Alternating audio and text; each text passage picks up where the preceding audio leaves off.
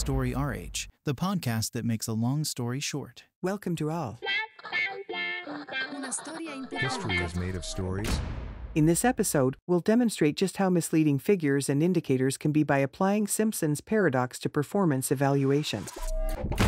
KPIs are often hailed as steering tools, but also when it comes to assessing employee performance. But indicators can be misleading. So, Simpson's paradox applied to performance, what's the story?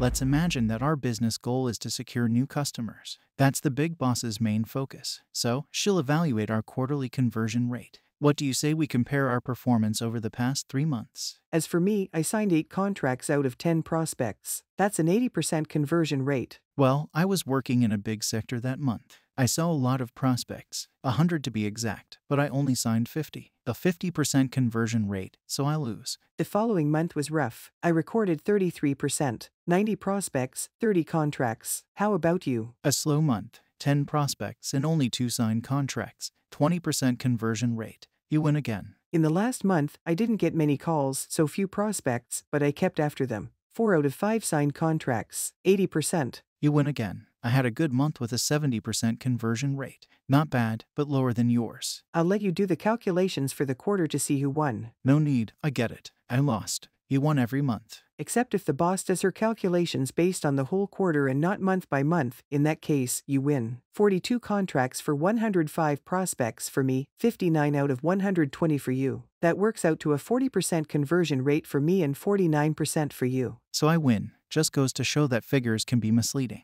I'm going to remind the boss to adopt a big picture view before drawing easy conclusions from figures. This example illustrates Simpson's paradox. A result observed in several groups of data can be the exact opposite of the result observed when you combine the same data. Statistics can be so counterintuitive. Here's another fun example cited by the website Spurious Correlations. The divorce rate in Maine had a more than 99% correlation with the per capita consumption of margarine from 2000 to 2009.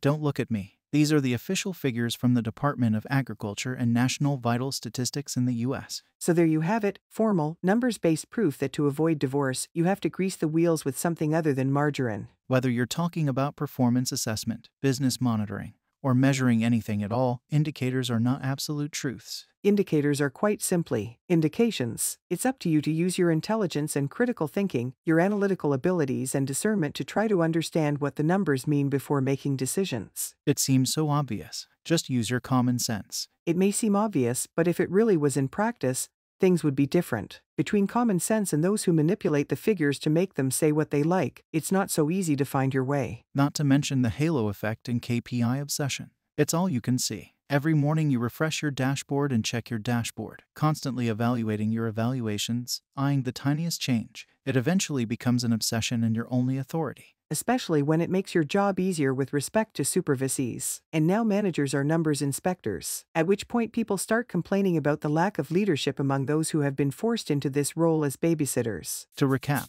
indicators are misleading. It's important not to take them at face value. Instead, you have to rely on your critical thinking skills to make decisions. It's obvious for those who aren't manipulating them to suit their own interests. And to anyone able to take a step back to get some perspective. Is that right? Exactly right. Way to make a long story short. Story RH, the podcast that makes a long story short.